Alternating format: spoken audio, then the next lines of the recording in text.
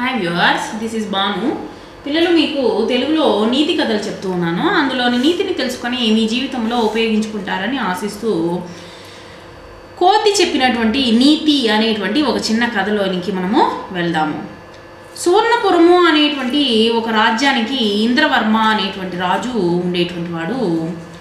అతడు ఏం చేసేవాడంటే ప్రతినిత్యము ఆయన సువర్ణపురం చాలా సుసంపన్నమైనటువంటి రాజ్యము. కానీ రాజుకు రాజ్యమంతా పర్యటించి తన ప్రజల కష్ట సుఖాలను విచారించే సమయము అనేటువంటిది లేదన్నమాట.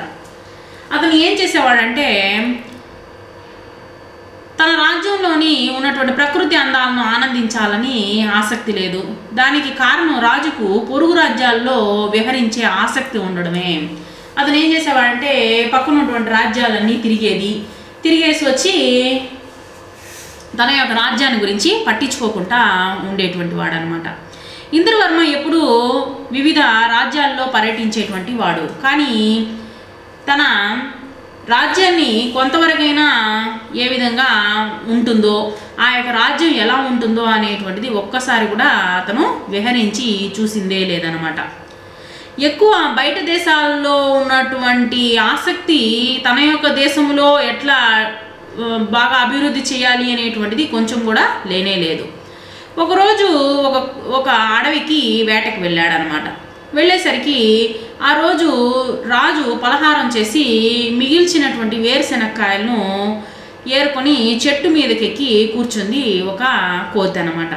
అందులో ఒక వేరుశెనక్కాయ కింద పడిపోయిందనమాట. పడిపోయేసరికి అప్పుడు కోతి ఆ ఒక్క కాయ కోసం చేతిలో ఉన్నటువంటి పండుని కింద పడేసి ఆ యొక్క కోతి పోయి ఆ యొక్క వేరుశెనక్కాయ కోసము కింద దిగిందనమాట.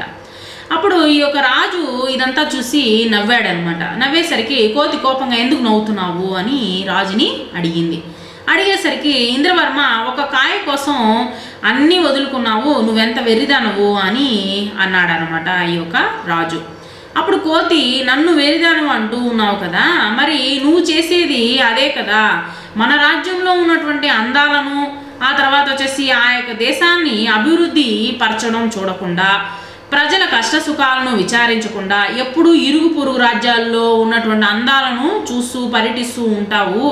కాబట్టి ఆ యొక్క నీ యొక్క రాజ్యంలో ఎంత అందాలు ఉన్నాయో అనేది నువ్వు ఆలోచించాలి కదా అని చెప్పేసి ఈ యొక్క కోతి చెప్పిందనమాట. చెప్పేసరికి ఇంద్రవర్మకు జ్ఞానోదయము అయ్యిందనమాట. తను చేసే తప్పు అని తెలుసుకొని విదేశీ పర్యటనలకు స్వస్తి చెప్పి తన రాజ్యం యొక్క మంచి చెడ్డలు చూసుకోవడము, ఆ తర్వాత రాజ్యంలో ఉన్నటువంటి ప్రదేశాలను ప్రదర్శించడము, ఆ యొక్క ప్రదేశాలను ఏ విధముగా అభివృద్ధి చేయడము అనేటువంటిది తను చూడడం మొదలుపెట్టాడనమాట. కాబట్టి పిల్లలు, ఇందులో ఉన్నటువంటి నీతి ఏమిటి? తన యొక్క దేశాన్ని మనము ప్రేమించాలి, ఆ తర్వాతే పొరుగు దేశాలని ప్రేమించాలి అనేటువంటి నీతి మనకు అర్థమవుతూ ఉంది. Thank you very much.